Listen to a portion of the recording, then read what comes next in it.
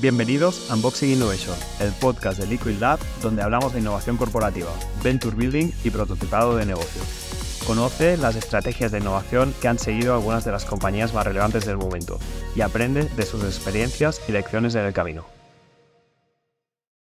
En el episodio de hoy nos acompaña Camila Tomàs, vicepresidenta de Innovación y Tecnología en Puig, una multinacional nacida en Barcelona que lidera la innovación en el mundo de las fragancias.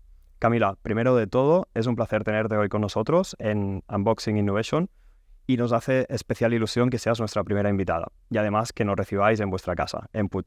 Así que muchas gracias, Camila, y bienvenida. Gracias, Marc, es un placer. Primero de todo, hablemos de ti. Nos gustaría que nos explicaras con tus propias palabras quién es Camila Tomàs y cómo te metiste en el mundo de la innovación y de las fragancias. Soy responsable de innovación y tecnología en Puig y me centro mucho en tecnologías disruptivas en la categoría. Entonces, me hace gracia la pregunta de cómo llegas a la innovación, porque ahora el tema de innovación está muy de moda y hay muchos roles que han aparecido en los últimos 5 años de gestor de innovación. Pero es cierto que el hacer cosas diferentes o utilizar tecnología para solucionar problemas se ha hecho desde hace mucho tiempo. Y entonces, aunque no tenía rol específicamente que tuviera la etiqueta de innovación, sí que he trabajado en el pasado en roles o en funciones que han usado tecnología para inventar cosas. Por ejemplo, al inicio de mi carrera tomé un sabático de la multinacional donde trabajaba, Procter & Gamble, para crear una startup que usaba tecnología para solucionar un problema prevalente que no sabíamos solucionar hasta que nuevas tecnologías lo hicieron posible. En ese momento era cómo llegar a mujeres que tenían entre 25 y 35 años, trabajadoras, que miraban un poco la televisión con mensajes personalizados. Esto parece hoy una pregunta muy banal, porque tenemos la tecnología que lo permite, pero en esa época no existía.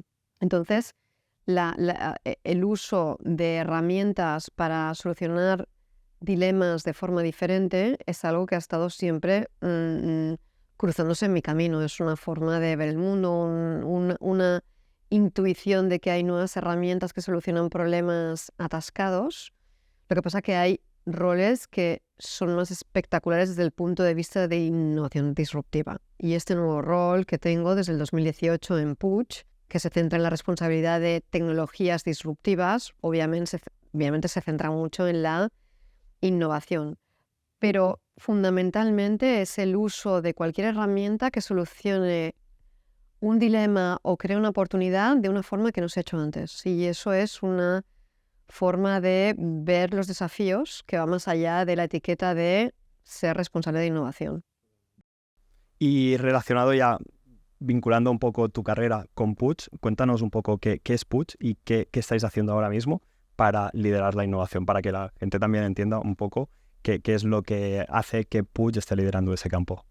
No, voy a hacer una distinción en Puig. Bueno, Puig es una empresa familiar de casi 110 años de historia, que a lo largo de su trayectoria ha estado muy centrada en perfumería, ha expandido en años recientes también a otras categorías en el mundo de la belleza y el lujo, como productos de belleza o productos cosméticos, y en los últimos 15 años es la empresa en el mundo de perfumería que ha crecido más y ha liderado realmente el crecimiento en todos los países. Es una empresa extremadamente creativa, ¿vale? Y creatividad e innovación van muy de la mano, pero son cosas diferentes. Seguro que muchos de nuestros oyentes conocen productos estrella de Puig como One Million de Paco Rabanne, Good Girl de Carolina Herrera, Phantom de Paco Rabanne. Productos muy disruptivos a nivel de diseño de producto. Objetos que se salen de lo normal, que llaman muchísimo la atención y que son éxitos de mercado increíbles. Entonces, Puig tiene una tradición o una trayectoria extraordinaria en reinventar la perfumería desde un punto de vista de producto. Además, ha tenido la valentía o la flexibilidad de atacar temas de categoría, lo cual en el mundo del lujo, que está dominado por empresas francófonas, es en sí ya un gran desafío, que es por qué desarrollar innovaciones al servicio de la categoría, porque ayudar a un competidor. Y solamente viendo el problema como un problema más allá de nuestras propias marcas y entendiendo que solucionando problemas prevalentes que tenemos todos, podemos salir ganando todos. Por ejemplo, ¿dónde utilizamos estas nuevas tecnologías? En solucionar problemas que han tenido los consumidores desde hace años, que es, entro en una perfumería, quiero buscar un producto para hacer un regalo para mí y es doloroso el proceso. Muy doloroso.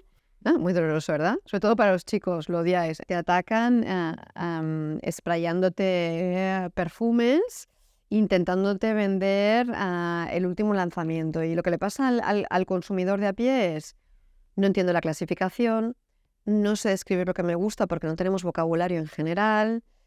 Es un lío tremendo. Cualquier perfumería tiene más de 800 olores por donde empiezo. Es una frustración. Una frustración total. Yo he ¿vale? llegado a pasarme una hora dentro de una perfumería y salir sin un perfume. Exacto, gracias, porque es complicado. Entonces, y cuando no sé qué pedir o no me fío del consejo que me dan, ¿qué hago? Pues empiezo a oler yo. ¿Y qué pasa entonces? Que mi olfato se satura, pura física. El alcohol satura mis receptores olfativos y después de 2 o 3 fragancias ya no puedo oler más. Entonces, es un freno enorme al que la gente disfrute de una categoría que nos encanta. Entonces, nuestras tecnologías solucionan este problema.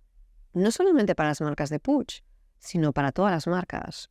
Y ayudan a los Sephoras, Primor, Corte Inglés, a todos los retailers a hacer que el proceso de venta del perfume perfecto para el consumidor sea algo mucho más fácil, lúdico y agradable.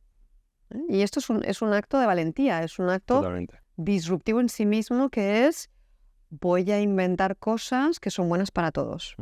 Aunque te expongas a la competencia y que les Claro. des pistas de por dónde van a ir las cosas. Claro, es encontrar el famoso win-win americano, que es arreglando las cosas salimos ganando todos, Totalmente.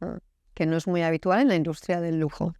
Es riesgoso, pero a la vez muy atrevido y la verdad que os posiciona en una posición muy potente, digamos, frente a la competencia, porque Sin al lugar final a es duda. liderar la industria Sí. en ese sentido. Y además, para una empresa que crea marcas extraordinarias, el desarrollar productos que miran al mundo desde el punto de vista de la categoría tiene una cierta contradicción con el proteger mis propias marcas. Entonces, este win-win, esta zona externa a nuestras prioridades, que son nuestras marcas, es una zona muy interesante de dominio de la categoría, de hecho, de ser líder, de entender qué le gusta a la gente, cómo facilitar los procesos de compra y cómo derivar mucha inteligencia del ecosistema de tecnologías que hemos desarrollado.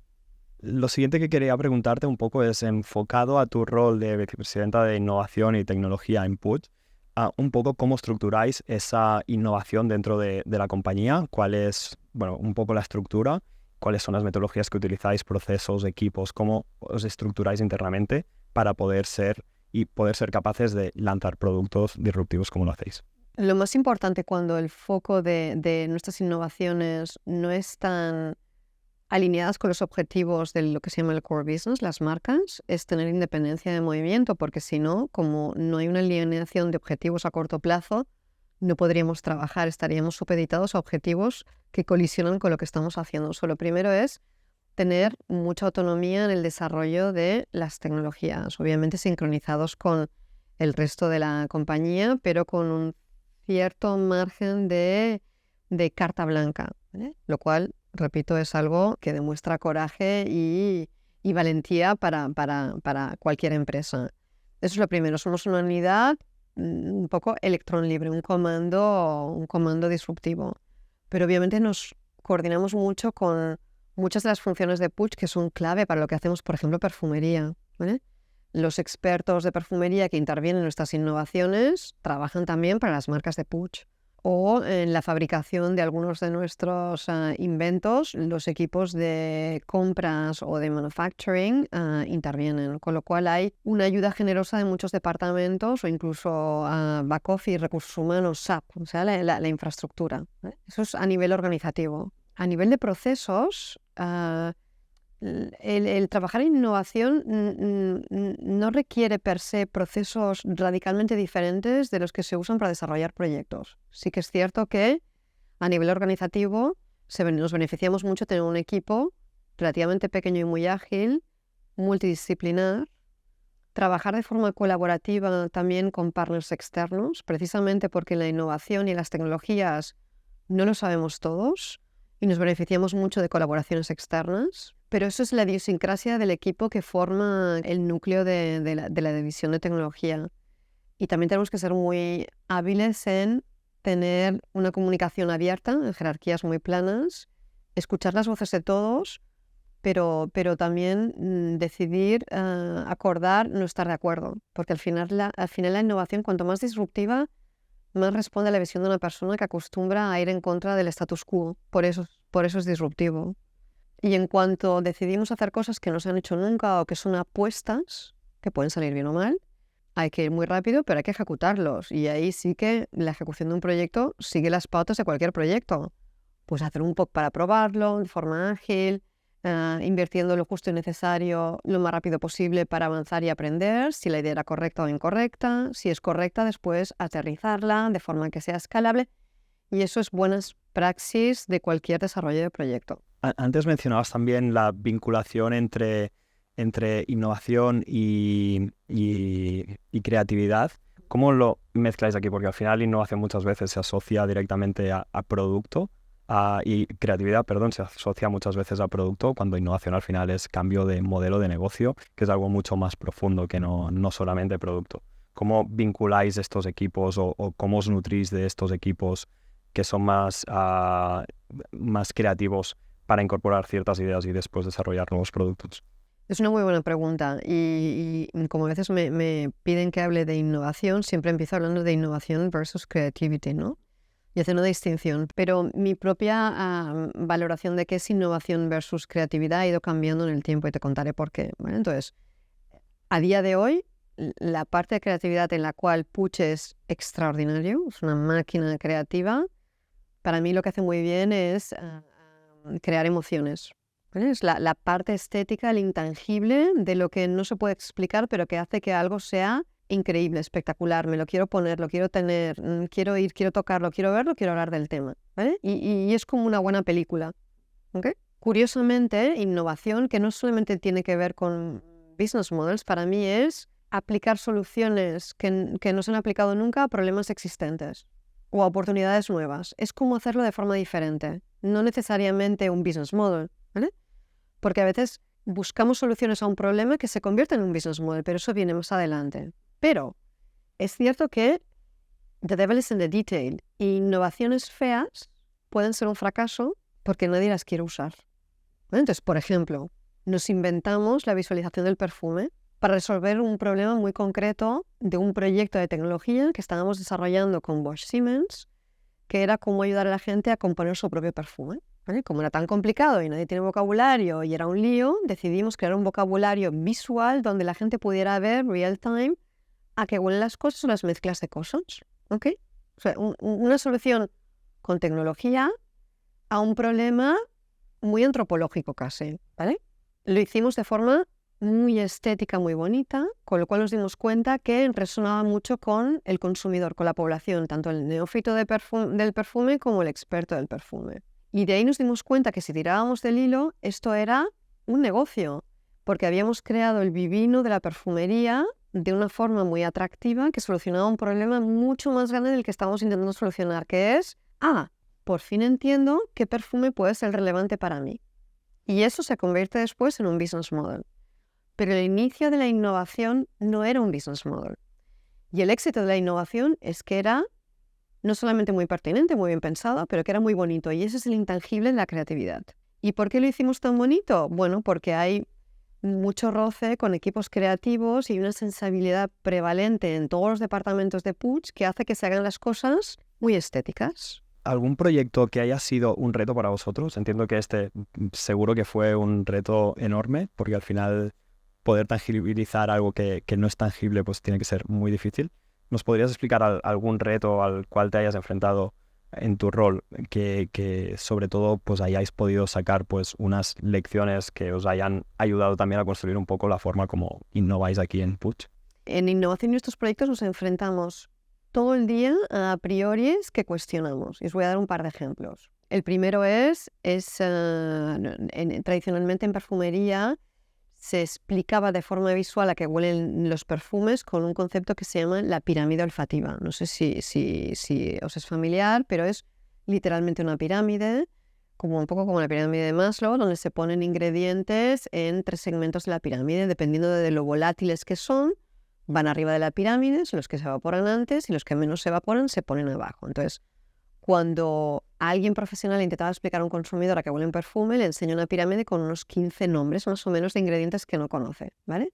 Y cuando nosotros atacamos este problema de cómo hacer que la gente pueda componer sus propios productos, usar la pirámide, que es lo que se ha estado utilizando en los últimos 300 años, es muy difícil porque nadie lo entiende. Y es un concepto de volatilidad que es relevante para los químicos, pero para nadie más. Entonces, la comunidad de perfumería a nuestro alrededor, esa es la única forma posible de explicar un perfume. Entonces, nosotros atacamos el problema trabajando con una empresa de visualización de datos complejos, Bestiario, que había visualizado los sabores para Moët Chandon. Claro, los sabores y los olores van muy de la mano y los descriptores que se usan, amaderado, afrutado, notas de vainilla, notas verdes, son comunes en los dos ámbitos. Y de ahí nos inventamos un lenguaje que resulta que es muchísimo más fácil. Resultado, no solamente los perfumistas son ahora fans absolutos de esta visualización, sino que un mercado como China, donde la penetración del perfume es muy baja, porque cuando vinieron los comunistas se cargaron la tradición perfumística porque era una banalidad consumista fuera. Tmall, perteneciente a Alibaba, que ahora intenta desarrollar o está trabajando para desarrollar el placer de esta categoría en el mundo chino, se encuentra con el mismo dilema. Ostras, nuestra población se pierde, no entienden cómo navegar este universo. Entonces vamos a ayudarles. Y cuando escuchan, esto habla de hace un par de años, escuchan a la industria, todo el mundo les llega con la misma canción, que es la pirámide olfativa. Entonces se dan cuenta que hay una empresa española que ha inventado un nuevo lenguaje, lo prueban y se dan cuenta que es muchísimo más eficaz. Y entonces empezamos a colaborar con Tmall, que es la autopista en China para desarrollar cualquier producto o categoría. Y Tmall, al aplicar nuestros algoritmos de visualización, se da cuenta que vende un 5% más, lo cual es increíble en China. Esto lo han publicado ellos en una entrevista a WWD, es información pública, pero para que os hagáis una idea, un 5% de crecimiento en el 2023 en China es enorme. El gobierno decreta un objetivo de crecimiento del 5,5% para todas las industrias. Solamente visualizando el perfume, ya crecen un 5%. Otro ejemplo disruptivo es, oye, hay una correlación seguramente entre olores y sabores, porque es obvio que los receptores olfativos y gustativos van de la mano. Sentido común prevalente, no hay ninguna correlación. El que te guste la vainilla no quiere decir que quieras oler la vainilla. Ok, fair, pero desde luego es bien curioso que en países latinos sean muy populares fragancias frescas, que en Oriente Medio fragancias mucho más especiadas, en China fragancias con olor a lichi. No puede ser casualidad y quizá la correlación es negativa. Quizá si yo odio la vainilla no quiero oler a vainilla. Hagamos un estudio. Hicimos un estudio de inteligencia artificial en el 2018 con SAP Leonardo, que era el brazo armado de SAP más avanzado a nivel de machine learning en esa época, y encontramos una correlación altísima entre olores y sabores. De hecho, el 86% de correlación. Y un ejemplo, si a alguien le gusta muchísimo el jengibre, se pone un montón en el sushi, pues 92% de probabilidades que le van a gustar fragancias donde domina la bergamota. Entonces, esto que empezó como un proyecto para ver si podíamos usar el conocimiento que la gente tiene de sabores para ayudarles a encontrar su fragancia, se ha convertido en una herramienta que está desarrollando proyectos para Hennessy usando tecnologías olfativas nuestras como Air Parfum. Entonces, los business models vienen después de las innovaciones que responden a problemas prevalentes con consumidores, en nuestro caso. ¿Cómo se ha extendido esta tecnología que habéis desarrollado? Comentabas el tema de China, pero en otros mercados, ¿se ha establecido también como ha sido en el caso de Tmall? Sí, de hecho, Puig vende conocimiento de perfumería a través de la tecnología en todos los retailers más importantes del mundo, desde Macy's, Ulta, Boots, Sephora, Douglas, Dufry, que es el operador más grande de todo el retail, Tmall, Notino, todos los retailers más importantes, los que comento son los que ya han lanzado nuestros productos, pero hay más en el pipeline a punto de lanzar, así como competidores directos nuestros que usan nuestras tecnologías olfativas. Con lo cual, lo que más ilusión nos haría es ayudar a crear un lenguaje común que eleve toda la categoría, porque la fragancia es algo que el ser humano ha amado de forma ancestral. O sea, desde Cleopatra a Luis XIV, el oler bien, el expresarse a través de los olores es algo fundamental. Hace poco descubrieron una momia que tiene 3.000 años y han hecho un análisis de las fragancias que llevaba la momia y eran ingredientes preciosos que venían de todo Oriente Medio. Es algo que el ser humano ama. Entonces, la banalización de la categoría era un problema y nosotros intentamos resolver este dilema creando el vivino precioso, accesible, que le haga justicia a la categoría. Debía ser un punto de inflexión para vosotros, ¿no? Totalmente, porque al final eso sí que ya no es solamente negocio perfumería de vender perfumes, sino que ya pasáis a vender tecnología directamente. Y eso es un gran dilema porque en Puig, nosotros no somos una empresa de tecnología, somos Exacto. una empresa de perfumería. Os cambia la estructura. Sí, cambia la totalmente. estructura, pero al final la tecnología es un vehículo, no es un objetivo per se. Entonces, yo que digo es, vendemos conocimiento de perfumería, ¿vale? Eso es un cambio, pero nosotros no vendemos tecnología. La tecnología es el vehículo que usamos para vender ese conocimiento. La siguiente pregunta que quería hacerte, Camila, es relacionada a cómo lanzáis nuevos productos en Puig. Como bien sabes, nosotros en Liquid hemos desarrollado una metodología que se llama Fast Business Prototyping, que al final pues, nos permite validar un mercado antes de desarrollar ese producto o servicio, sobre todo para evitarnos el riesgo de invertir una gran cantidad de dinero y poderlo validar por anticipado antes de desarrollar un MVP. Vosotros en Puig, ¿cómo lanzáis esos nuevos productos? ¿Seguís algún tipo de metodología?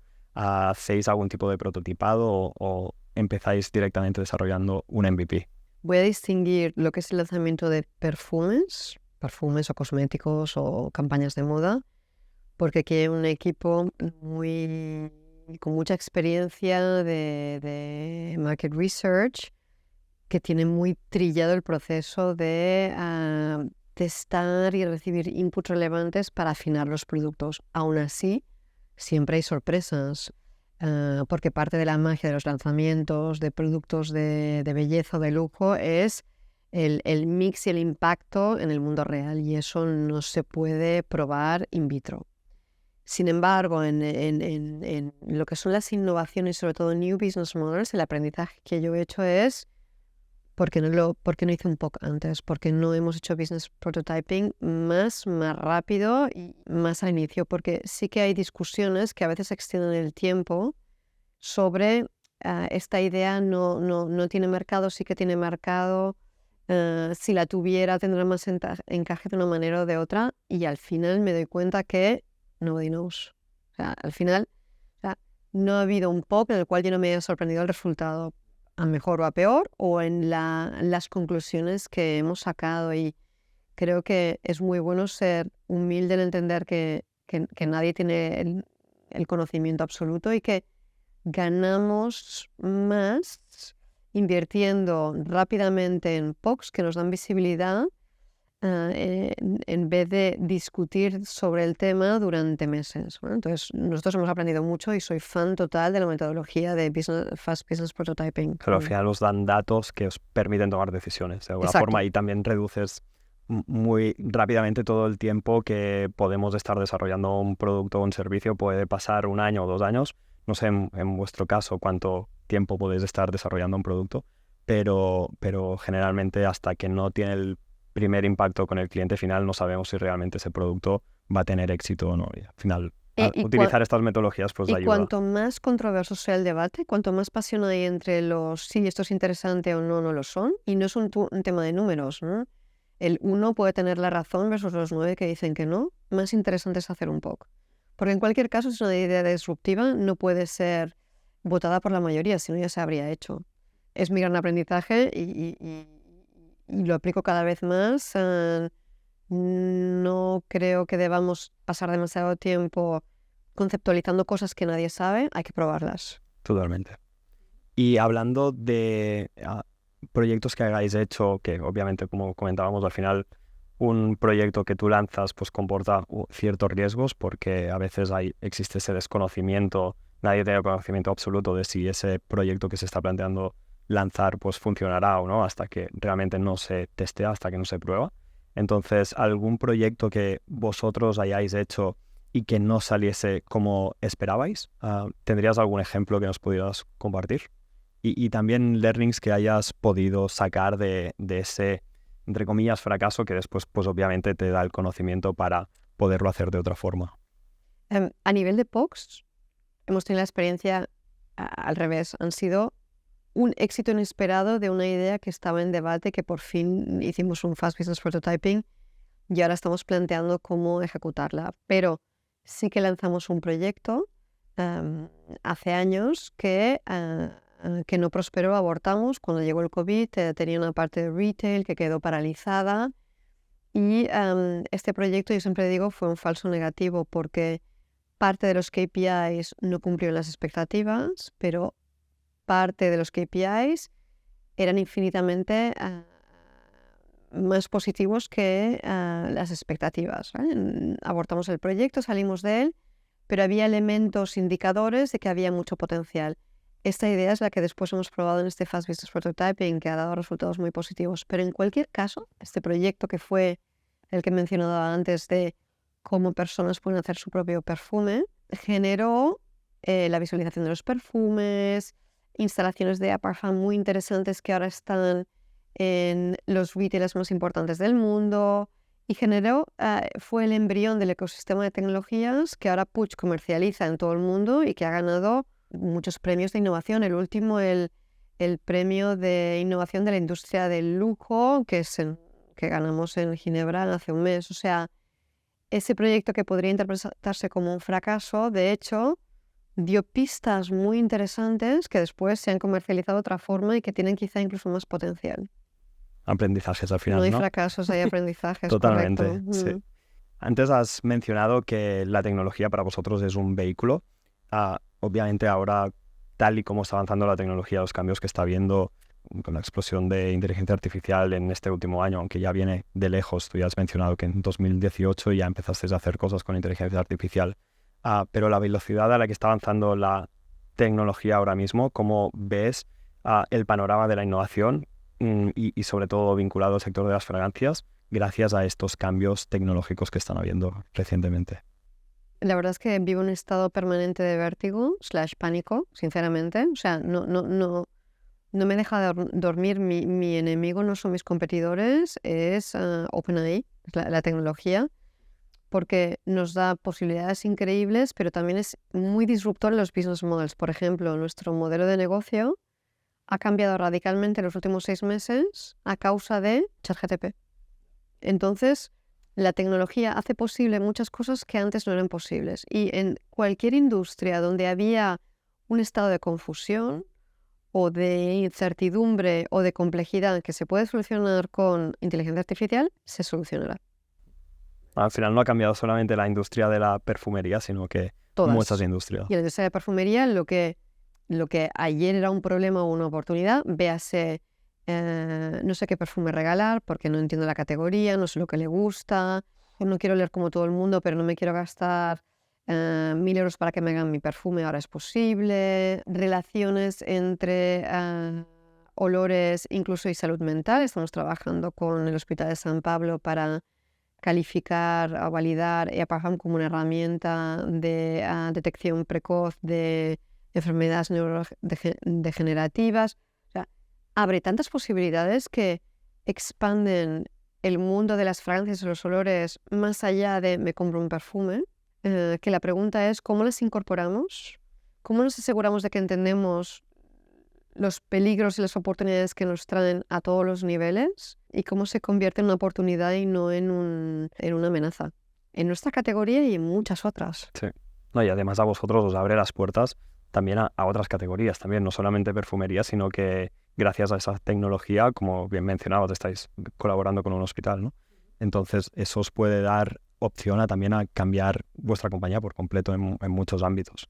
Pasa que, por ejemplo, la colaboración que hacemos con el mundo médico para usar EAParfam en el campo de la detección precoz, EAParfam es un hardware, es una máquina, ¿vale? Y ahí hubo una innovación de un equipo pequeñito en Sevilla, Armando Medina, un inventor, y esta máquina no va relacionada con la inteligencia artificial, pero es disruptiva. Entonces, cuando hay hardware disruptivo y hay software que hace posible lo imposible, la disrupción es exponencial. Totalmente. Entonces, y hablando de tecnología, tenemos esta máquina aquí al lado. ¿Nos explicas un poquito qué es?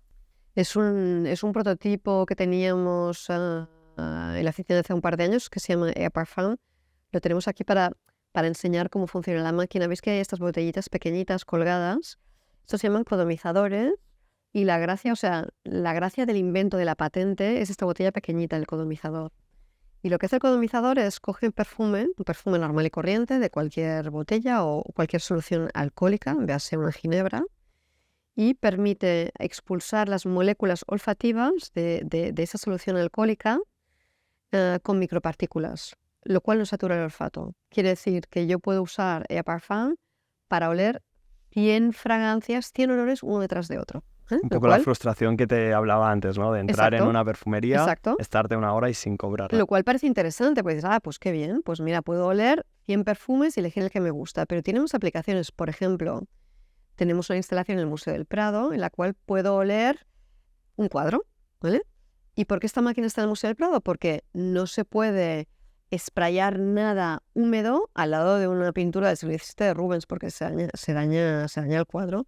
Pero esta tecnología expulsa micropartículas que no tienen humedad alguna, con lo cual no satura el ambiente y no daña los cuadros. Lo cual, la aplicación de una máquina que se pensó para perfumerías está en museos para acercar a los visitantes la cultura, está en aeropuertos para que los viajeros puedan hacer catas de coñacs de Hennessy que valen 500 euros. ¿Cuál elijo? Hay 5 sabores. ¿Cuál elijo? No puedo probarlo, no puedo ver la botella y echar un traguito, pero puedo oler las notas dominantes de cada uno de los alcoholes. Estuvimos en el Mobile World Congress acercando a la ciudadanía a los olores de Barcelona. Estamos planteando usar esta tecnología para exploraciones médicas o rehabilitación del sentido del olfato. O sea, el problema de la innovación es que si tiramos del hilo tiene muchas aplicaciones y es donde frenamos y donde nos centramos. Y quería preguntarte, ¿cómo disteis con una tecnología como esta? Es una muy buena pregunta y es una anécdota real. Entonces, la inventó una empresa pequeñita que se llamaba EAParfam, basada en Sevilla, que estaba intentando solucionar el dar a probar los sabores de cigarrillos electrónicos cuando estuvieron muy de modas en sus tiendas. No estaba ni vinculada a la perfumería. No estaba vinculada a la perfumería. Y entonces, muy ingenioso el inventor, Armando, dio con la solución para coger las bases alcohólicas de los sabores de los cigarrillos electrónicos y expulsarlo y olerlo. Y parte del equipo dijo, hombre, esto no estaría muy bien para perfumería. Y aterrizaron en Barcelona, donde fue un flechazo a primera vista con Puig. Y se creó, Puig invirtió en esa startup y más adelante adquirió la compañía. Una casualidad, totalmente. Sí, una casualidad y la astucia de una empresa que sabe mucho de perfumería, porque a EAParfam le salieron muchos novios muy potentes, competidores nuestros o grandes casas de fragancias o incluso retailers, pero la relación personal y la visión compartida con Puig hizo que se casaran con nosotros o nosotros con ellos. Y ya también para ir cerrando un poco, quería pedirte, si nos puedes dar, por ejemplo, algún consejo que le pudieras dar pues, a empresas que se están planteando pues, modelos de negocio disruptivos o lanzar productos o servicios que sean disruptivos respecto a lo que están haciendo ahora y que obviamente van a tener pues, un hecho diferenciador dentro de la compañía. ¿Qué les recomendarías? ¿Qué consejos les darías en base a tu experiencia y sobre todo en base a tu experiencia como el rol que tienes en Puig de vicepresidenta de Innovación y Tecnología? En cualquiera de los dos casos, perseverancia, que es una combinación de paciencia y foco a una visión a largo plazo. Si son proyectos de disrupción dentro de una empresa consolidada, una multinacional, una empresa grande, por definición la disrupción, si se sale del core business, genera anticuerpos. Es normal, porque consume recursos que podrían ir al core business. Esto está muy bien documentado, pasa en todas partes. Nokia ya tenía el iPhone y no lo sacó. Hay muy buenas ideas que no florecen porque no son parte de las prioridades del core business a corto plazo. Con lo cual allí hay que conseguir un espacio de autonomía, porque si no es imposible, y luego encontrar el win-win, porque el hacer cosas que no son parte del core business benefician el core business también, ¿vale? O sea, hay un ejercicio de diplomacia a largo plazo muy importante. Si es una startup que lo que hace es disrupción, mi consejo aquí sería, ojo con los novios fáciles, porque es muy fácil cuando una empresa está innovando y hay un cierto fine-tuning a lo largo del proceso, un paso adelante, dos atrás, tres adelante, uno atrás, que byproducts de lo que estoy haciendo ya pueden comercializarse. Y entonces me distraiga y empiece a vender lo que ya tengo aquí y desatender la visión a largo plazo. Y dejes de ser disruptivo. Exacto, ¿vale? Una empresa que hace una plataforma para contratar a personas freelancers en otros países, ¿vale? Puede centrarse en esto o puede mantener la visión de convertirse en el banco más grande del mundo porque está gestionando todas las nóminas de los freelancers. Es el mismo producto, pero son visiones muy diferentes, ¿vale? Entonces, como normalmente los startups no tienen mucho cash, ¿vale? Es fácil y muy tentador el intentar vender parte de la tecnología de la solución a partners que son a lo largo del camino que lo quieren ya. Y entonces desatender la oportunidad real que está un poquito más lejos. Es balancear la supervivencia con suficiente cash versus la visión a largo plazo. Y cuando mencionabas dentro de una gran corporación donde puedes encontrar muchas barreras, muchos anticuerpos por el día a día de la compañía porque las prioridades son otras, ¿qué recomendarías hacer? ¿Cómo crearías ese paréntesis dentro de la propia compañía para que pues, los equipos que estén involucrados pues, en determinados proyectos más innovadores pues tengan la cierta independencia para poder lanzar ese tipo de proyectos? Mira, yo tengo mucha suerte porque en Puig tenemos esa burbuja de autonomía. Es algo que es difícil de crear desde abajo, tiene que estar alineado con la visión de la empresa. Una empresa que quiera innovar de forma disruptiva tiene que crear un espacio para que eso pase y tiene que venir desde arriba.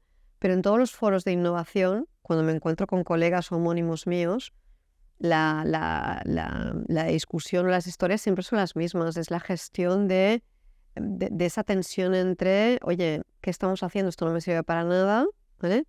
Versus plantar semillas en campos adyacentes, porque lo que se llaman los blue oceans, ¿no? Las oportunidades que están fuera de nuestro punto de mira, están fuera de nuestro punto de mira, por definición. Entonces, tiene que venir desde arriba. O sea, hay que negociar, hay que acordar ese espacio independiente y el área de intersección. Sí, compartir esa visión con la dirección de la compañía para ir todos alineados. Y ahí es donde Puig ha sido muy valiente y, bueno, se ha convertido en líder de la disrupción y la innovación tecnológica en el mundo olfativo. Y ya para terminar, queríamos pedirte una pregunta que parece un poco típica en los podcasts, pero que nos hace gracia pues, conocer un poco tu opinión también. Si nos pudieras recomendar pues algún libro, algún podcast o alguna cosa que tú creas que pueda ser inspiradora, no solamente para otras personas, sino también para compañías, para poder pues después inspirarse un poco y ser más disruptivos en su día a día. Es una muy buena pregunta y yo me guío también mucho por podcasts o libros que me recomiendan gente que sigo, por ejemplo, en LinkedIn. Pero tengo varias fuentes de inspiración que me gustaría compartir. La primera son libros que no son necesariamente de modelos de negocio e innovación, pero que han sido muy inspiradores para proyectos que hacemos. Y por ejemplo, el último es The Brain That Changes Itself, de Norman Dodge, que es de neurociencia, de hecho. Y como lo que hacemos a nivel de innovación olfativa tiene mucho que ver con la percepción del cerebro y del ser humano con los olores, pues ha habido capítulos aquí muy interesantes. O Neurogastronomía de Gordon Shepherd, muy interesante. Luego hay biografías muy interesantes de gente muy innovadora. desde Barack Obama a Leonardo da Vinci. No tiene nada que ver con la innovación que hacemos, Y con la época actual ni también. la época ni los problemas, pero repito, la innovación es solucionar problemas de forma diferente y muchos políticos se encuentran con situaciones que nunca se han encontrado antes y la forma de atacar el problema de la gestión de los equipos y los inputs es siempre muy inspiradora, ¿vale? Y luego en Barcelona tenemos suerte de tener, en Barcelona, en España, muchos foros que están potenciando la innovación a mano. Por ejemplo, el podcast de Product Hackers, ¿vale? Donde perfiles pues muy diferentes, pues por ejemplo, Vicente Martí de Wizard Partners, que habla de categorías totalmente diferentes, pues es muy interesante y enriquecedora. O el Corporate Entrepreneurs Club, donde hace poco escuché a Francisco Muñoz, el CEO de Cuatro Casas, una empresa que ha sido nombrada por el Financial Times como la empresa más innovadora de Europa. O sea, increíble, un bufete de abogados. Y cuando le escuché hablar de cómo están incorporando ChatGPT, me pareció increíble. Me dan ganas de hacer un contrato con ellos. O a Change to Grow, donde escuché a Ángel Simón, presidente de Akbar, no era consciente de el nivel de innovación y tecnología de esta empresa del agua, que es un referente a nivel mundial. Entonces, estamos rodeados de think tanks o organizaciones muy interesantes que aglutinan a los que ahora llevamos la etiqueta de innovación y lo cual es genial, ¿vale? O Liquid Lab, otros que tanto, que la verdad Gracias. son un equipo fantástico, muy innovador y que transciende categorías o iniciativas, con lo cual, un lujo. Perfecto. Pues, antes de acabar, queríamos darte esto, que es un libro que hemos escrito nosotros, que se llama Innovation in the Digital Age. Más que un libro, ¡Qué al final bueno! es un manual un poco y es un poco nuestra visión de cómo nosotros vemos la innovación corporativa, cómo vemos el Venture Building y básicamente cómo nosotros ayudamos sobre todo a las compañías a lanzar pues, nuevos proyectos, nuevos servicios y a desarrollarlos en el mercado. Viniendo de vosotros, una lectura obligatoria, me parece lo más. O sea, va a mi mesilla de noche, seguro. Súper. Teníais que hacer un audiolibro, así podría escucharlo en el coche. Mira, lo anotamos para la siguiente. Súper. Camila, mil gracias por A haber vosotros. estado en nuestro primer episodio. Ha Genial. sido un honor tenerte a ti aquí y que El nos hayas placer y el recibido honor. en Puig. Y esperamos que tengáis muchos éxitos en este futuro tan interesante que os viene. Muchísimas gracias. gracias, un honor para nosotros, el placer ha sido nuestro y seguiremos innovando, inventando con vosotros, seguro, en el futuro. Un Gracias. abrazo.